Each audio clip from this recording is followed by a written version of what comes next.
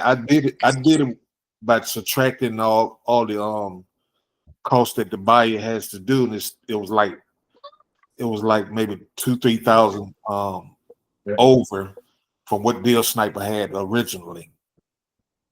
Gotcha. So okay. I mean, we'll sounds see. We'll good see. to me. Yeah, we'll see what happens. She likes it. She like it, and she been telling the seller, "You passed it up the first time." He said, "I don't know what was wrong with me."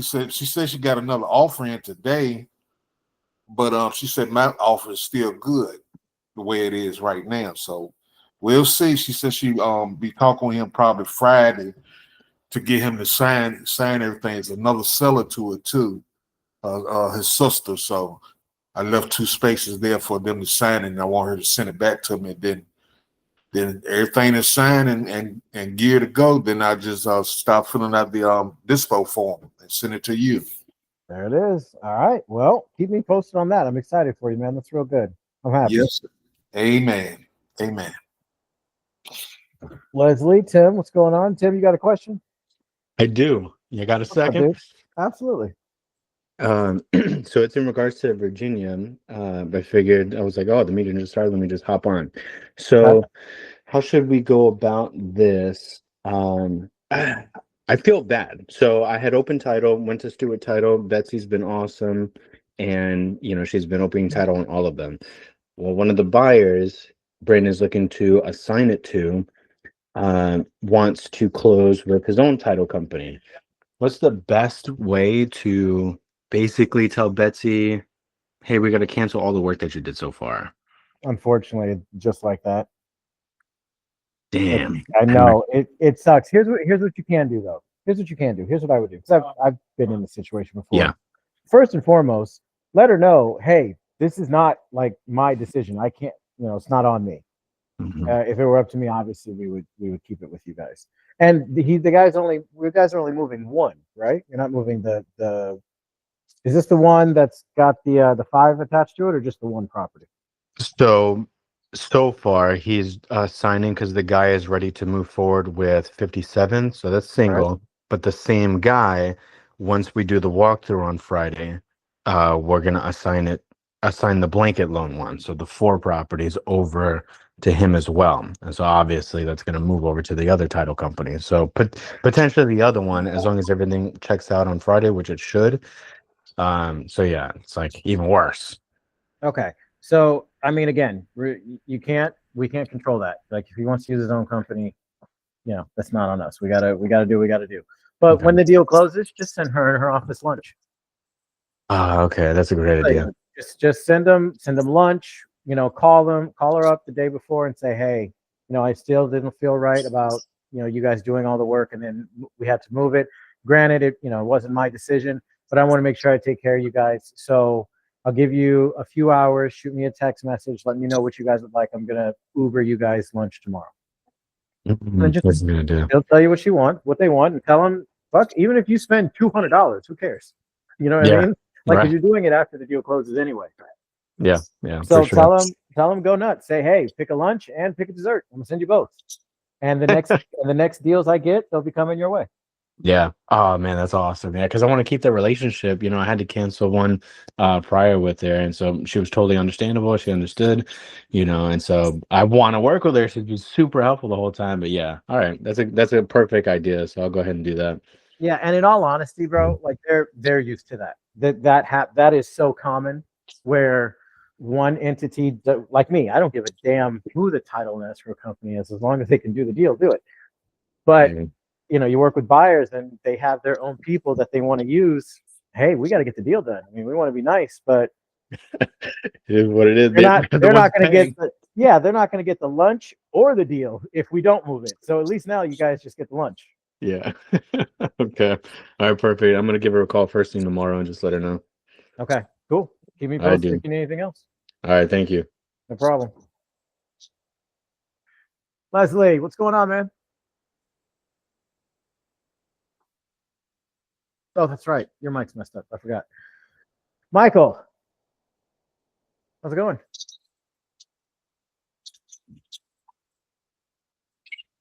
It's going pretty good. Can you hear me?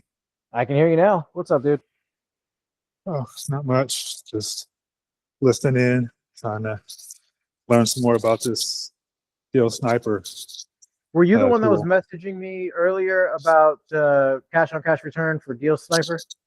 Yeah, I was the one. So yeah, I've been sending out offers that were generated by, the creative Mhm. offer, but I wasn't checking it against anything. I was just sending them out, and then I would kind of go back and plug some of the numbers in the deal calculator, and I Yeah, was noticing that they weren't at that minimum 10% cash on cash. And then that's when I started thinking, wait a minute, I think I'm messing something up here. gotcha. All right, so I'll do a quick run through, and then I'll do a run through for short-term numbers as well. Okay, It'll be super quick. sounds good. Let's see. Let's pick a good one. Let's do 90. Yeah, the problem with places that are really good for Airbnb are usually not very good for long-term rentals. I mean, if the city's big enough, it can be, but Mm-hmm. Vegas is a very niche area. The people Mm-hmm. who are in Vegas either live there because they work at the casinos or the local whatever, or they're Mm-hmm. tourists and they're looking for either hotel rooms or Airbnbs. Right. So, and then there's a lot of obviously apartments and, call buildings, things like that the people who work there can rent. It's Mhm. just it's just one of those things where sometimes the LTR doesn't work out. Million? Yeah. No, we don't want. We'll do nope, I don't want that one. That's too much. 375. Here we go. Okay. So we'll take this one for example. Mm-hmm.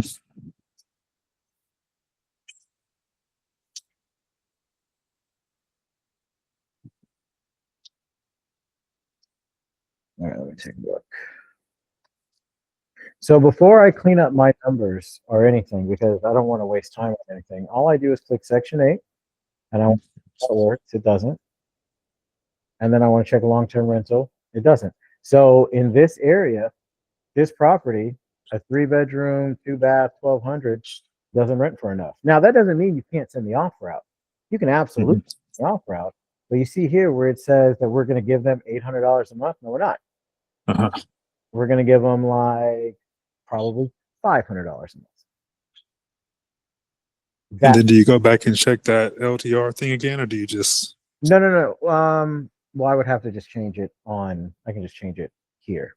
See how it didn't change. But if I put the number, but this is what I was talking about, and I know sometimes through text it can't come through. Deal Sniper is designed for wholesalers and investors.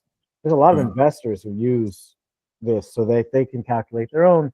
Some like me, for example, I don't need to rely on a wholesaler to bring me a property that I would want to have as a buy and hold. I'll just go get it myself. And I would use this to figure out my numbers. So these numbers here are all determined by this fictitious deal here. And by fictitious, I mean it's simulating 6%. It's simulating a difference. This would be if I was an investor and I wanted to get this property, but go get a loan for it, just so I can see what those numbers look like. Okay. So what we found is that actually it would be better if I just find one. But what we found is that if this is showing 5% or more, it translates to a good deal. Once you run it here on the actual calculator without this interfering. Now you could technically go in here and change all this shit if you wanted to. You can, but then a lot of people get confused doing that. Everyone knows how to use this if they've been following along. Okay, gotcha. And then for the short-term rental, it's literally the same thing. I'm gonna go to AirDNA. I'm signed in. You guys sign in for the base account. It's free. Just sign in with your email address. And then right here on the address, I'm going to put that address in, wait for it to pop up. And I'm only looking for one number, this number right here. So I'm going to take that number, 48,000. Oh, yes, that makes sense. 48,000. Huh? Oh, I thought somebody said something. So anyway, $48,300 is the projected revenue. Now that's for the year. So we're going to go back over here and we're going to put the monthly. Oh, we would have to put your deal in. Yeah, why not? Let's put it down. Oh shit, I forgot to add those things. Let me put this deal in really quick. Okay, so let's go ahead and clean up these numbers really quick. And we will take a look at what Deal Sniper says, because what was it, $808? Something like that. So if I were going to clean this up without knowing what I know that now about this deal not working, I put $412,000 here. I would change this to 800. I would change the down payment to 28, just to clean up the numbers. Okay, cool. Now, I'm sure a lot of you guys know this already, but if you don't, if it has an HOA, investors do not like HOAs. Oh, the HOA, they don't care about short-term rentals. Most people don't like HOAs, especially investors. So if you are going to pitch a deal with an HOA, before you go through the time of locking it up under contract, negotiating all that stuff, make sure you find out a couple of things about the HOA. And the easiest way to do that is to ask for the HOA bylaws. Just, hey, send me a copy of the bylaws for the HOA. And what you're looking for is, do they allow long-term rentals? Do they allow short-term rentals? And then any other kind of occupancy issues or weirdness that they may have that would prevent the new investor who's going to buy it from making whatever money they want to make on whatever exit strategy they want to use. Okay. Got it. And for this one, we'll just go ahead. And actually, you know what? Damn, I think I am good. I got a little bit of I have a little bet with myself. So I dropped this down to 500. Didn't realize that this had a $300 HOA. I bet if this deal had no HOA, it would work. I'm gonna check that. We're gonna check. Okay, so 412,000.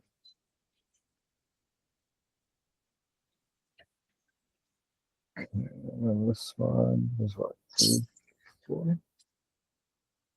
And then this was 28,000. We still want 10. This was 1,800.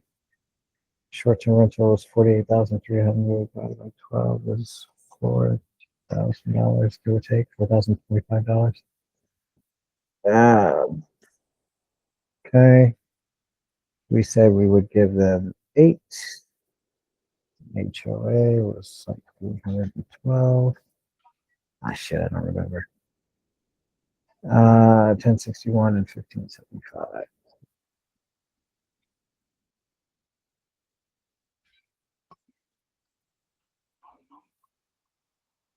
Okay. So, well, actually, this still works just fine. Hold on, did I put something in incorrect? 422, 412, 384. Yeah, that's right. 800. 555,061, 1575, 312. Yeah, this still works just fine. As is.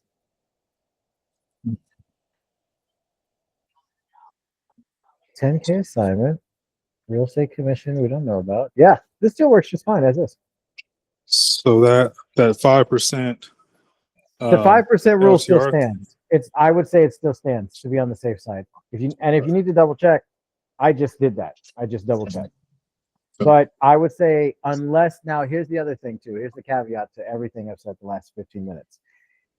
Our developers have been working on trying to fix that to make it to where it adds up. If they did, and he just didn't tell me in our meeting the other day, then that's possible. Or maybe he's beta test. I don't know. I don't know that world enough to articulate it here. But I'll find out. But I would still stick by the 5% rule. And worst case scenario, take 45 seconds and just type it into the deal machine calculator. Got it. And then as far as the short-term rental, all you have to do is match this over here. So you're just copying everything over. 1061, 1575. And then when it comes to this down here, if you notice, I maxed it out.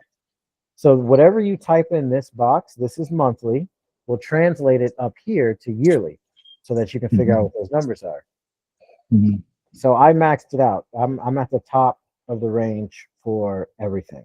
Is this everything? No, but this is a good chunk of what most short-term investors are having to spend every single year for their Airbnbs or whatever. So looking at it, this thing will bring in $48,000 a year. And after $18,908 comes out, $29,000 your NOI, you seller finance would be $9,600. So this thing with cash flow, almost $2,000 a month. Sure. So this would work great as a short-term rental. So it's always a good idea to check. Now, if you really want to check a little bit beyond what I did, which was just grabbing this number here, you want to also take into consideration, it's only saying that it's going to be rented 65% of the time. And this area has a confidence score of low. So if I see that, then I'm going to say, you know what? This is probably not going to be an awesome Airbnb, whether it's the area or whatever. This might not be a good Airbnb. And even if this said high, I would take 65% and I would figure out. So what did we say that was? $48,000 a year? Is that right? Let's see. Yeah, $48,000 a year. I would subtract 65% of that and put that as my yearly, just to be on the safe side. You don't have to, but I would. So the amount they give you on AirDNA, that's the amount as if it was fully rented out all year long? Or are they taking into account, 65%? They will take that Or- into account if you know here.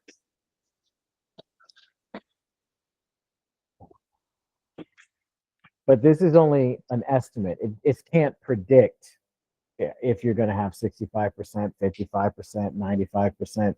It's saying based off of the other Airbnbs in the area, you should be booked about 65% of the time at $203 a night. But it's also saying that these numbers, it has a very low confidence score that it's going to be able to pull that off. Does that make sense? Yeah, somewhat. I'm just trying to wonder how to interpret that low confidence, medium confidence. Like, how do you interpret that? If it doesn't work as a long-term rental, and this is kind of, it's hard to answer the question the way that you asked it. It's either a market knowledge thing or an experience thing. My rule of thumb is that if the deal only works as a short-term rental, then everything else has to be perfect. The house has to be in really, really good shape. The confidence score has to be high. The cash flow has to be, that's the only way. Because when you're dealing with Airbnbs, one, your buyer pool is significantly smaller than the buyers who are buying long-term rentals. So you're already starting off low.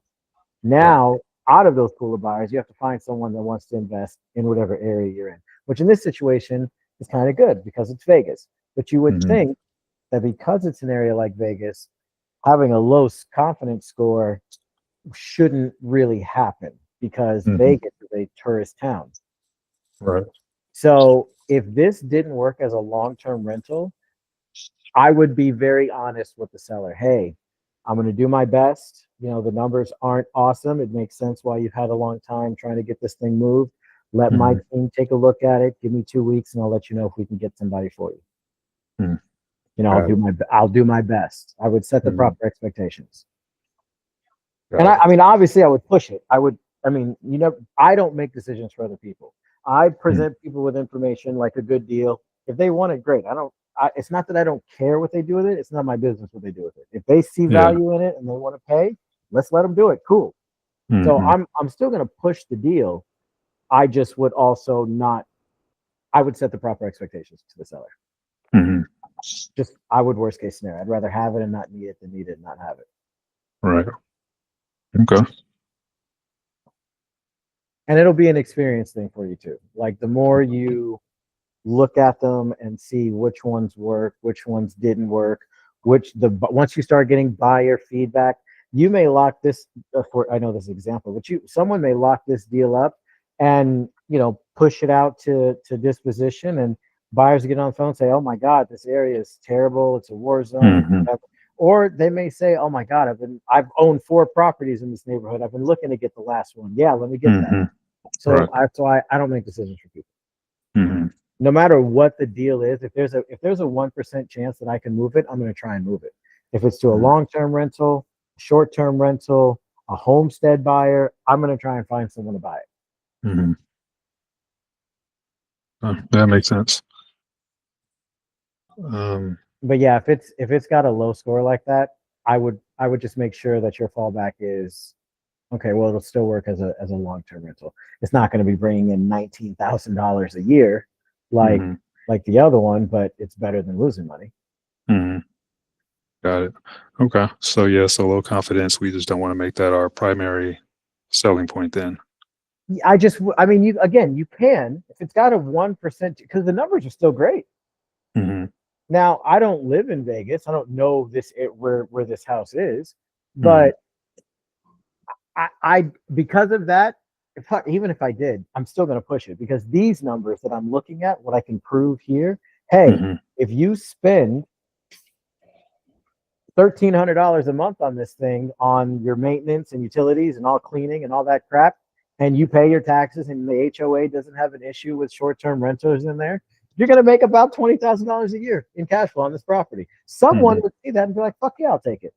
Right. And someone might see the area and say, nah, man, I'm good. Mm-hmm. So that's based off these numbers. Yeah, I would still push it. My biggest thing is one of the worst things that I've experienced doing this job, other than asshole wholesalers or people trying to snake my deal or whatever. That's just people. One of the Mhm. worst things I've experienced is when I see one of my sellers get excited. They're finally going to get to move. They're finally going to get the money to do whatever thing that I found their pain point to find what they actually wanted to do. I told them I was going to get it done, and then I don't, and then I have to make that phone call. I hate that. Mm-hmm. So my biggest thing is that's why I'm always about being honest. Tell them up front, hey, I'm going to wholesale this. This isn't what my buyers typically buy, but if you give me 2 weeks, I'm going to do everything I can for me and my team to get this thing sold for you. Just give me 2 weeks. Mm-hmm. But yeah, I let them know, hey, I'm going to do what I can, but Right.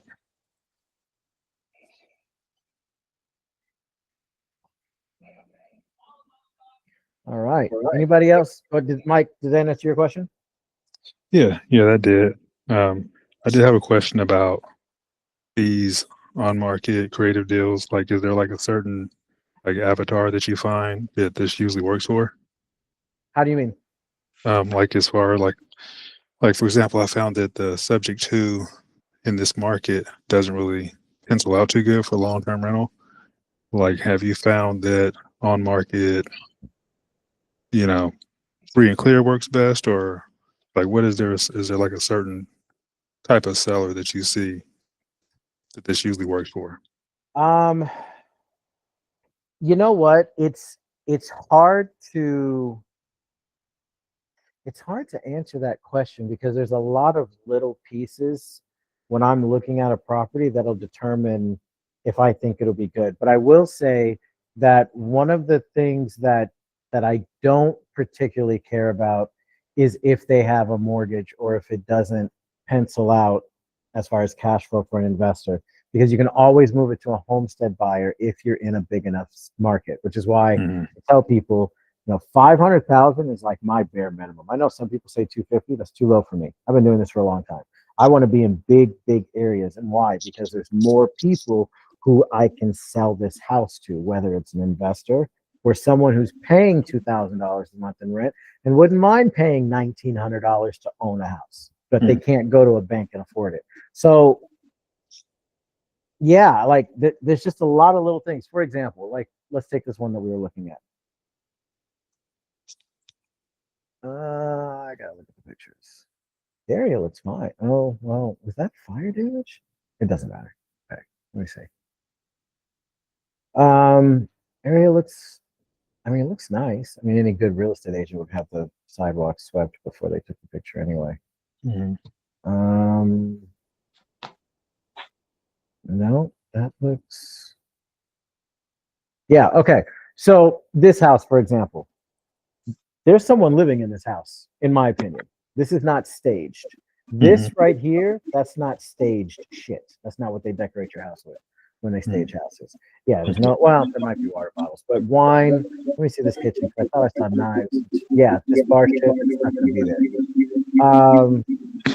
I don't know who's, let's see. Okay, check. All right, cool. Yeah, somebody was echoing. I muted it. All right, we're good. Yeah, this isn't this isn't staged. Very clean house. They did real good, but it's not staged, which means someone's living here. If they're living here, that means that more than likely, yeah, definitely not staged. That means that more than likely they need the money from the sale of the home to move. So I'm looking at this and I'm like, they either have a mortgage, probably, right? And they're going to need the 375,000. They're assuming that they're going to walk away with X amount of dollars once the mortgage is paid off, and they're going to use that to buy their next property. So now that I realize that, I'm already assuming he's got a mortgage. I'm already assuming that they're going to decline creative. It doesn't mean I'm not going to send them the offer. I don't make decisions for people. I just give them info. So I'm still going to send the offer, but I'm kind of mentally preparing for this. I'm mentally preparing for the real estate agent to say, well, that's not going to work to have a mortgage. And then I've got my response ready. So, and then, you know, if the house was vacant, I would say, okay, they already live somewhere else. Chances are they don't need all the money. That would hedge my bets a little bit to having them accept the creative offer. Still don't know if they have a mortgage or not, but I'll cross that bridge when I get to it. You just have to make sure, I guess I'm saying that to answer your question. I'm saying this.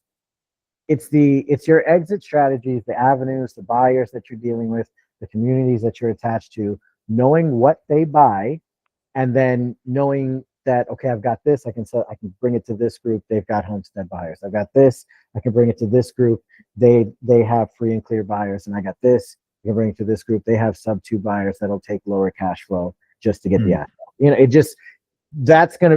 it's almost like you have to have the end in mind before or while you're hunting for your deals. That way you're not scrambling when you've got something that doesn't fit a perfect mold. Right. And that's going to come with either a lot of experience or a lot of networking. Yeah, it makes sense. So the other question is, it seems like it would be pretty difficult to get homestead buyers through agents. Have you noticed that? Like, I don't ever go to agents to look for homestead buyers. I go on either Facebook Marketplace is a great one to do for a homestead buyer. But I more just rely on the people that I know. Like I got 3 guys that are bigger deal wholesalers than I am, just because nobody knows who the fuck I am. And I know 3 of them that if I bring them a homestead deal, they've already built their communities up to sell their homestead deals to. I got a couple of guys that I know that are, I mean, these guys are awesome. And that was their whole thing. They don't give a damn about free and clear. They don't give a damn about novations. They build a community saying, hey, if you can't go to a bank, come join this community. Tell me where you're at. And every time I find a deal in your area, I will send it to you so you can get in a home. nice. And he's got thousands of people in there all over the country. So I would send it to him or my other 2 guys. Got it. Okay. And then how would you negotiate that with the seller to give you enough time for that? Do you still just do the traditional 15 days, or do you tell them, I may need a little more time since it's going to go to a homestead buyer? I always keep it depends. I hate answering questions with it depends, but it is what it is. It depends on the relationship I have with either the seller or the real estate agent. If they're super cool and they're not in a rut, they want to sell, they've got the motivation, but it's not like dire where they're fighting me already on my 2 weeks that I'm asking for, then I may ask for another week. But if you think about it, I always teach people to go for like 14 business days. That pencils out to almost 3 weeks anyway. And I'll tell you this. Now, this isn't always the case with homestead buyers, but for deals that cash flow well, that an investor would be interested in, if your deal is good, it'll be gone in 3 days. If it's out there, it'll be gone in 3 days if your deal is good. If your deal isn't gone in the first 7 days, and I mean calendar days, that's you might need to relook at your numbers. Or look at a lot of times in a lot of new wholesalers, because we get excited, like we want to do, like, oh man, I talked to this person, that was kind of cool, I want to do another one. Or this person finally talking to me, I'm going to run these numbers, I'm going to run an ARV, I'm going to do all this shit. We forget to look at this house, like this house right here, looks great, looks awesome. And even though it's being lived in right now, still very clean, nice on the inside, very, very low rehab. And it's in an area like Las Vegas, which is a tourist area. So why is the confidence score so low? That if the real estate agent on this deal was talking to me and we were kind of seriously working on a deal, I would want to do a little bit more looking into that, because I don't like wasting my time either. And I have had deals, especially I went through a stint where I was going through Milwaukee deals, and I don't know anything about Milwaukee. I've never been there. So I'm just locking up everything that I can. And I was locking them up in this one zip code. I wish I remember what it was, but every buyer that I was talking to said, man, that's a damn war zone. I'd be robbed setting foot on that street. Are you kidding? Wow. Now I'm looking at the house. House looks great. I mean, it's flipped. It's nice. I'm thinking, oh, I've got a slam dunk. Nah, man. That was a portfolio deal I had locked up, and I didn't sell not a one of those. Wow. And the numbers were great, but the area was terrible. So it would be the same situation with this. If I was in negotiations with Perla, I would have to ask. I'd start asking her, hey, how's the area? You know, is it nice? Is it safe? Is it rough? Be honest. Hey, I've never been to that part of Vegas, so I have no idea. Can you tell me about it? Because here's the thing. It's been on market for 90 days. And it's a clean house. There's some reason why it's not selling. Yeah. So that would make me dig in a little deeper, but that would only be once I've had a conversation with the real estate agent and they seem somewhat on board with two very key things before I spend any time diving deeper into a deal. When I need to make sure that either the seller or the real estate agent are okay with creative.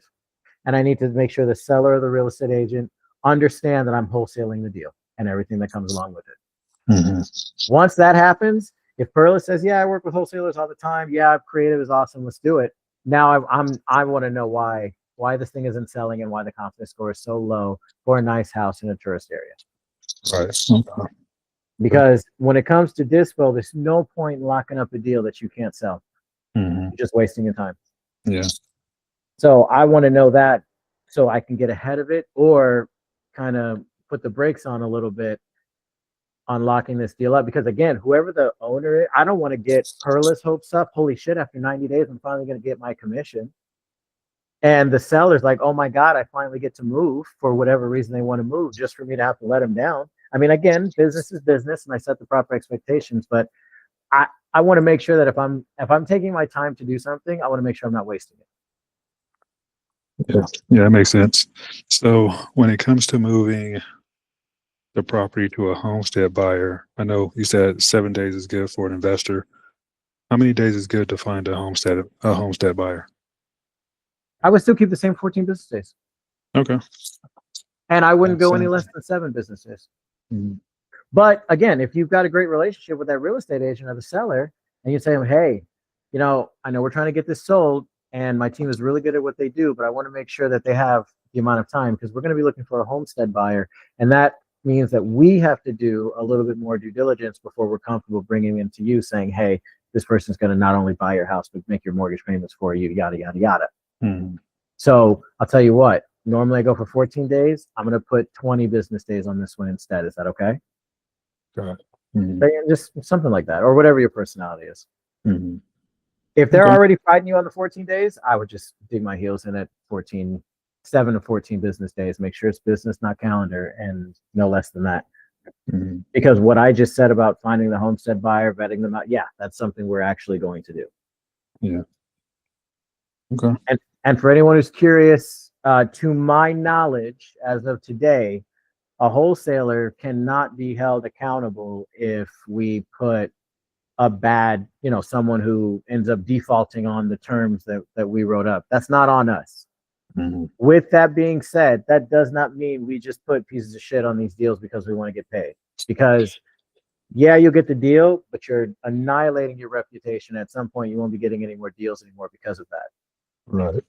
So it's not worth it. Make sure you just, if we're going right, doing by the seller, let's do right by the buyer and vice versa. Any other questions?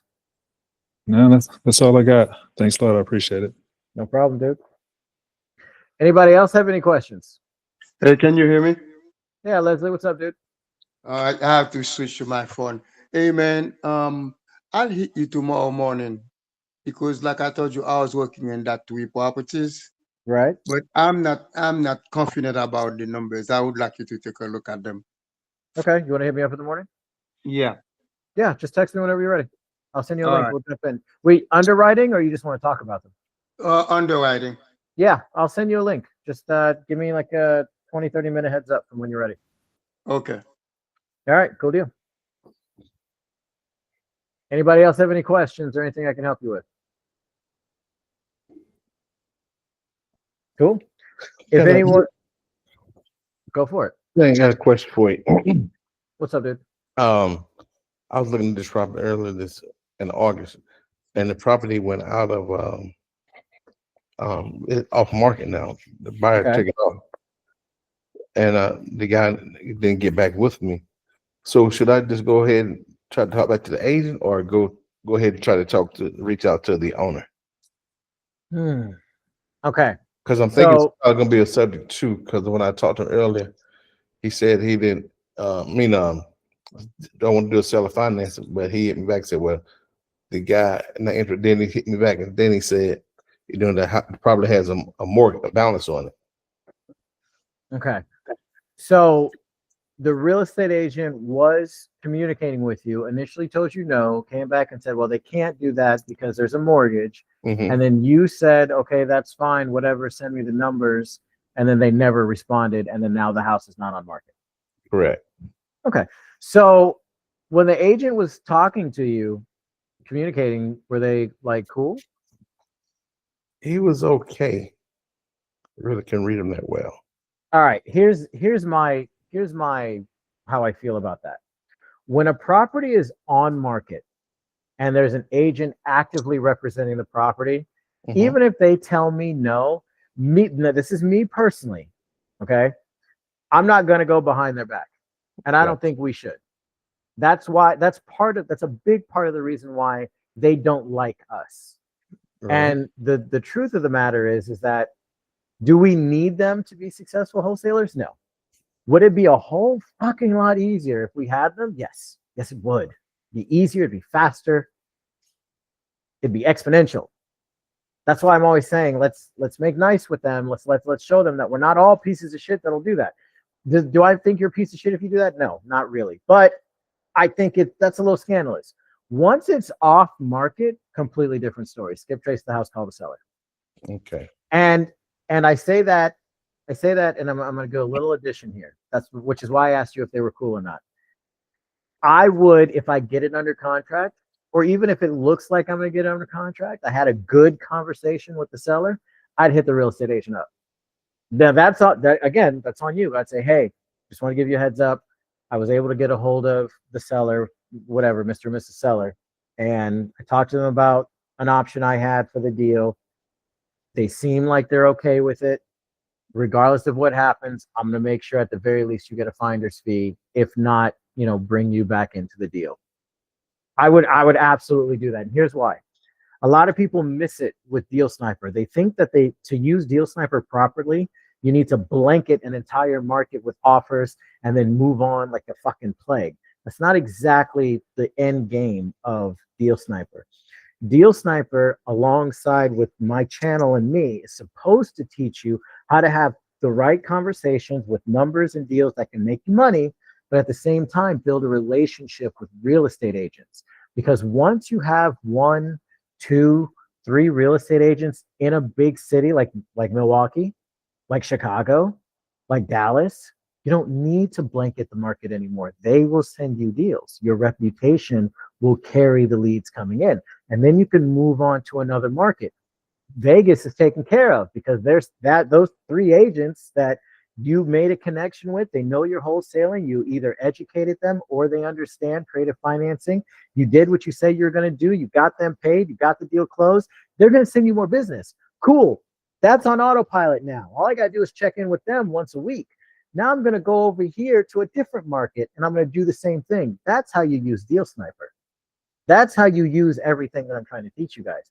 It's not just to blanket areas. So you still want to have a good, that's a potential. She knew you were wholesaling the deal. She understands that you were trying to push creative. The deal is done. And then you bring her or him back into it and to get them something on the deal, even though they weren't expecting anything. You think they're not going to send you business? Of course they're going to send you business. Oh, well, that's part of my assignment fee. I might have to pay them. So fucking what? That's an investment into you getting a fuck ton of deals on autopilot from that person moving on. So yeah, that's my personal opinion is what I would do. But my hard stop, if the property's not on market anymore, if it's an expired listing, yeah, you're in my opinion and in my heart, you're clear to reach out to the real estate, to the seller directly. Okay. If it's still on market, I think it's a little bummy to do that, but that's not my call. I wouldn't do it. I was going to call the agent before we got on the call, but I was like, I'll wait later. That's why I wanted to make sure, because I was going to reach out to him first, then I was going to call, the owner. Yeah, there was one time I was in a very similar situation, only I found out. So I reached out to the seller and I explained to them my deal and all this stuff. And they're like, oh, the real estate agent didn't tell me. Now, the real estate agent was cool with me, like to me. I had never talked to him before, but he was cool to me. So I'm talking to the seller. I'm like, well, you know what? I'll tell you what. I'll give him a call and we can have him review the paperwork and bring. No, I don't want to talk to the guy. It's wasting my time for 6 months. Okay. But I still sent the real estate agent because I talked to him first. So I still sent him like a finder's fee for the deal, which ended up being 1%. You think he doesn't send me more deals? He still does. I'm not even in that market anymore, and he still does. Every 2 weeks, I'm getting an email or a text message from him. Over $2,000. And I still made $8,000 on the deal. That's a good investment. That, again, that's just my opinion. That's how I would handle it. Okay. So when I would get him on the phone, how would I approach him? Which one? The seller. I would approach it like, hey, I just saw your house went out of. Yeah, your house was on market. I was getting ready to put in an offer, and then I noticed it was off market. I just wanted to see, are you still trying to sell it? Did the listing just expire? Did you guys change your mind? You can just off of that opening statement, you get the conversation going, because you're asking an open-ended question for them to fill in the gap. They will, and they're either going to tell you, we changed our mind, we're going to keep it. We rented it out, we're not selling it anymore. The listing expired, we couldn't get it sold. We were trying to think of something else. And then now you know how to take where to go with the conversation from there. And then towards the end, I would mention the real estate. If it gets to the point where you're going to be sending out paperwork, or you've gotten their email address to send them paperwork, I would say, hey, and you know what? I know you have the property listed with Perla. If you want, I can rope Perla into the email chain. That way she can look at the deal and look at the paperwork, maybe advise you guys if you want. That's entirely, up to you guys. Okay. Get their opinion. If they say, oh yeah, that'd be great, cool, then that's between the real estate agent and them on what they work out. If they say, nah, that's fine, I don't want to pay, well then I would let the real estate agent know, hey, I gave them a call. I asked them if they wanted to, I would be honest. I asked them if they wanted to, chain the thing together. They said no. I think they didn't want to pay whatever you were charging commission. But what I'm going to do is I'm just going to put you on my JV agreement and we'll get you a finder's fee. I don't know what it's going to be yet because we're still talking numbers, but I'll make sure you get taken care of. Yeah. And I'll keep you in the loop. And also try to get the balance and the PI. Yeah, you're absolutely going to need the balance, the interest rate, and the PITI. Okay, cool. You can get it off PropStream, PropWire, batch leads, but I like getting it from PropWire. Okay, they're not always accurate. Because I was looking at PropWire also, and I put the address in there, and it had a great interest rate. And it was I would. I mean, depending on how good you are on the phone, you can bring that up kind of without sounding like a psycho stalker. You can say something, obviously, as naturally put into the conversation as you can.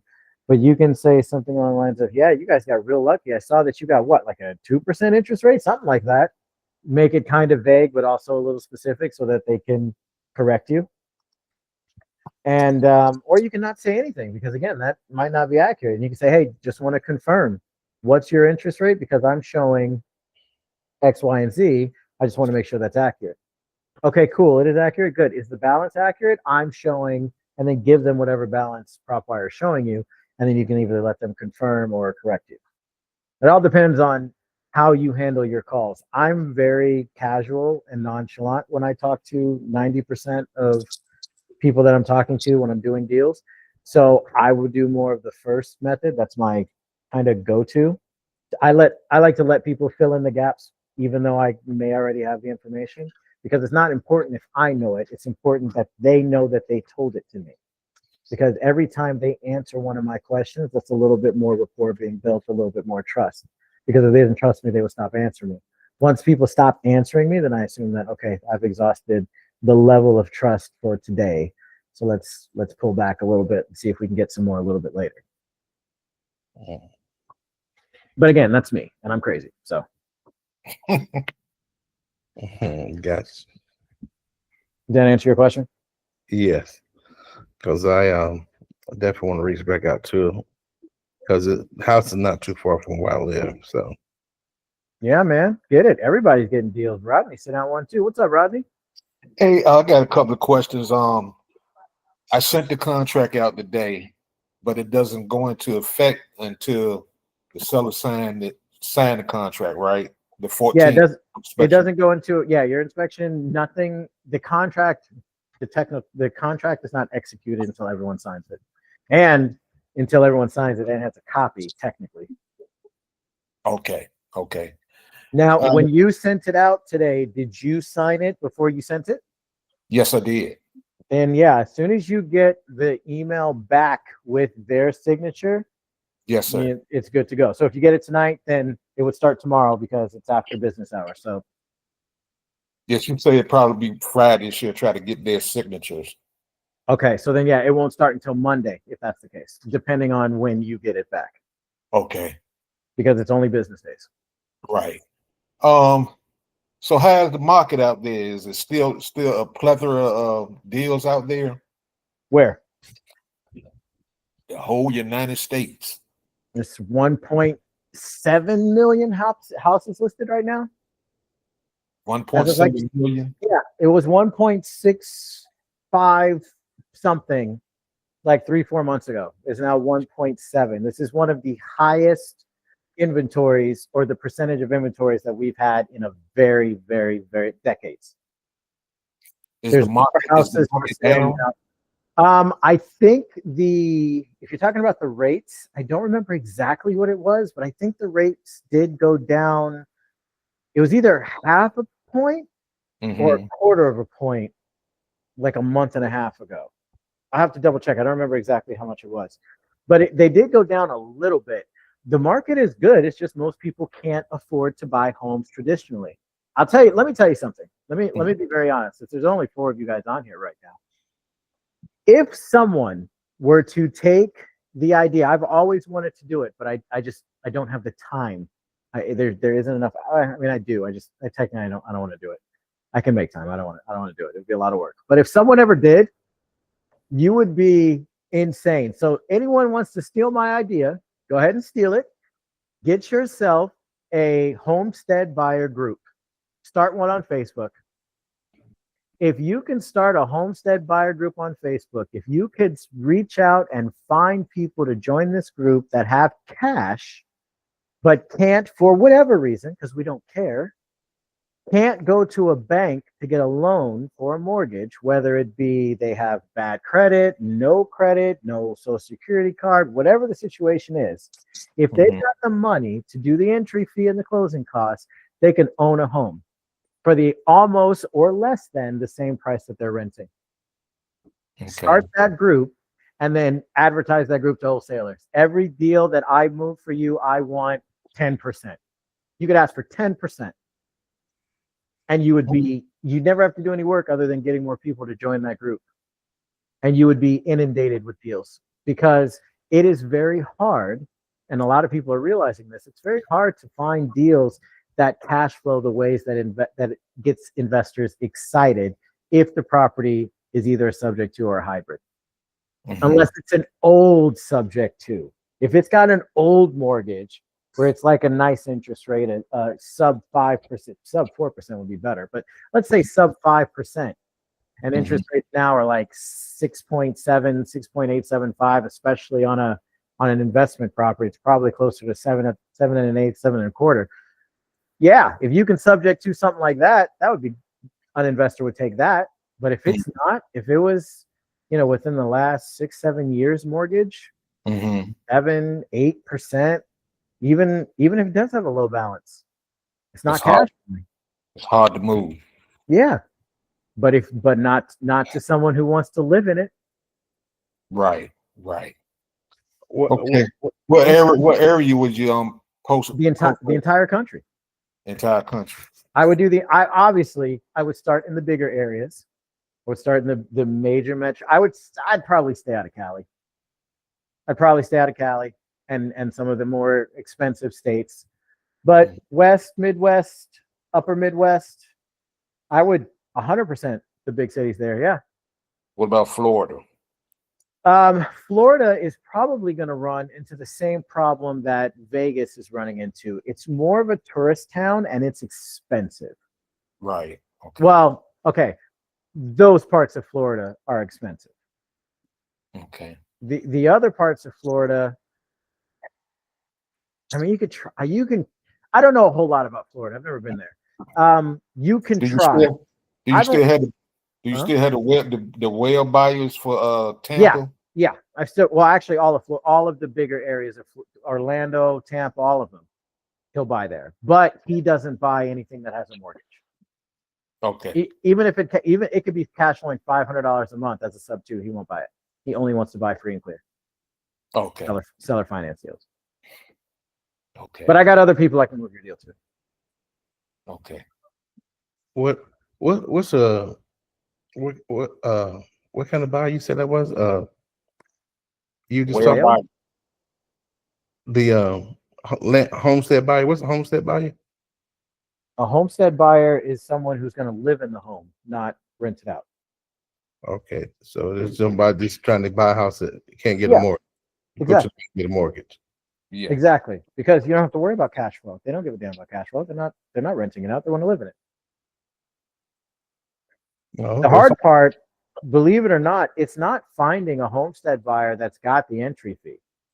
Most people that have been trying to buy a house, they've already got a 20% down payment saved up because that's the standard. That's what everyone thinks they need. Now here you are coming with closing costs. Hey man, give me 12% down, and this including closing costs, and this is yours. Oh, okay. You just save them 8%. Okay, it's almost like a lease option. Okay. Yeah, exactly. Financing in place. Wow. You say go on Facebook. What groups do you go into? I would make my own. Oh, you just make your own group. I'm telling you guys right now, the 4 of you, I would make, if you have the time and the bandwidth for it, I'd make your own. Okay. And I would make a new Facebook group. I would make it private, obviously, because you don't want it flooded with wholesalers.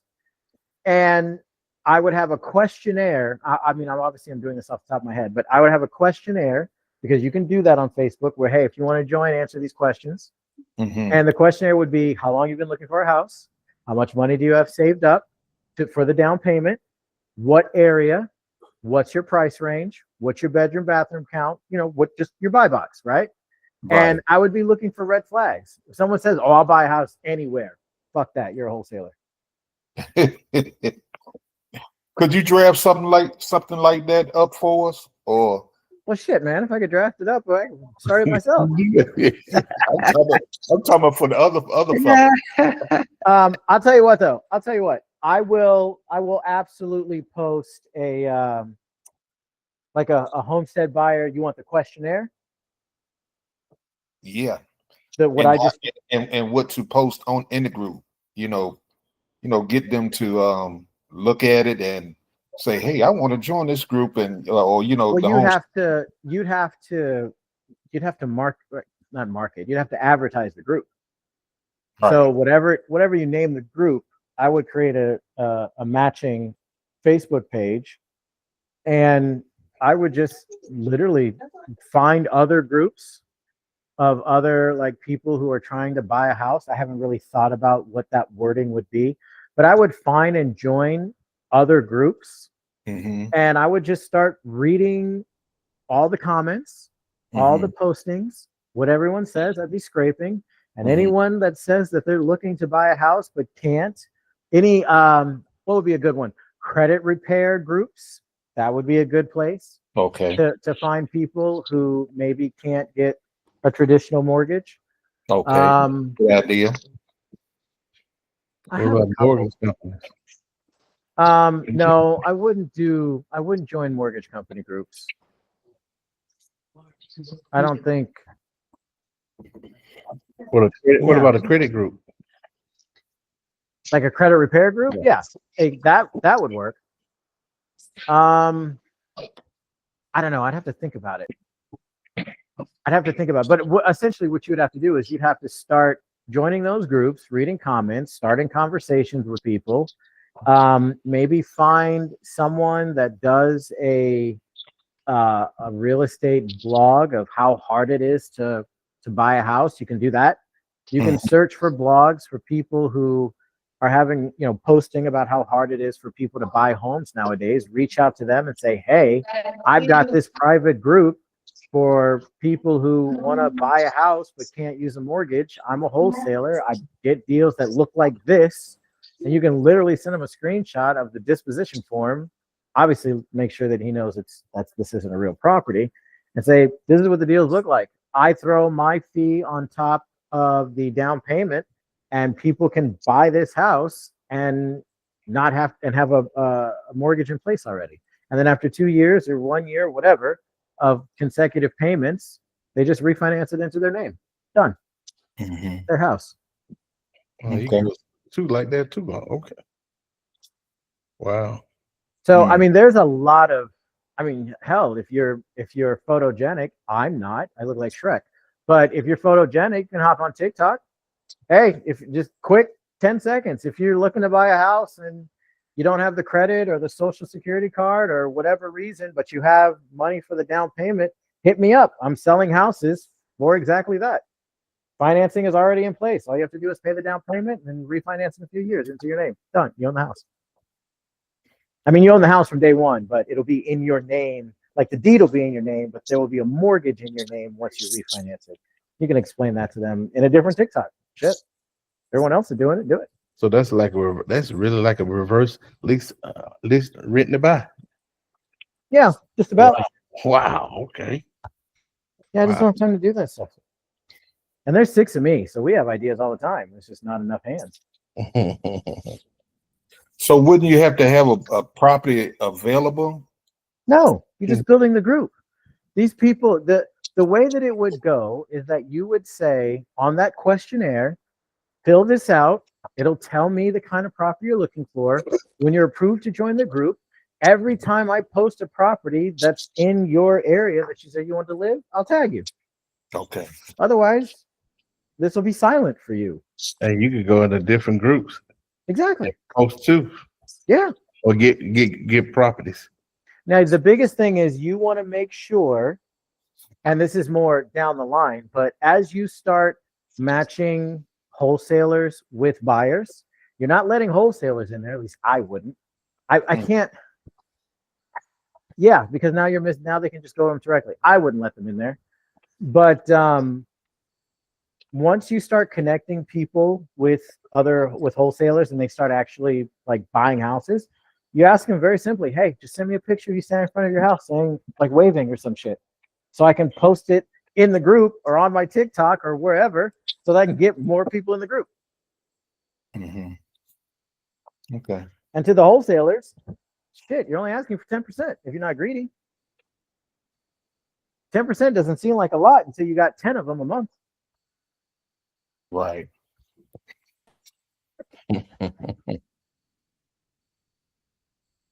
Wow. Great idea. Any other questions? Nope. Nope. Leslie quiet tonight. Everybody good? Hey Rodney, let's chat after the call. Okay, Michael. I want to cut. I'm talking about seller finance. That's what I'm talking about. We'll discuss the other stuff later on. I want to holler at Rodney about. I've been trying to get in contact with him. Okay. All right, brother. Hey, is it okay if I give my number over the live or I wouldn't. It's going on YouTube. just DM me? Yeah. Yeah, we Right. just DM Pick your DM on the Discord. Discord. I'll be All on right. the Discord. Okay. All right. All right, brother. All right. All right. So Hey, I'm gonna Sean, go. thank you, Sean. Not a What's that? problem. This the recording will be up tomorrow morning at around 8 o'clock. If anyone needs to revisit this video, I'll be in Discord probably another 3-4 hours. So if you guys need me, hit me up. Otherwise, have a great night. I'll talk to you later. See ya. All right, thank you. Thank you. No problem. Have a good night.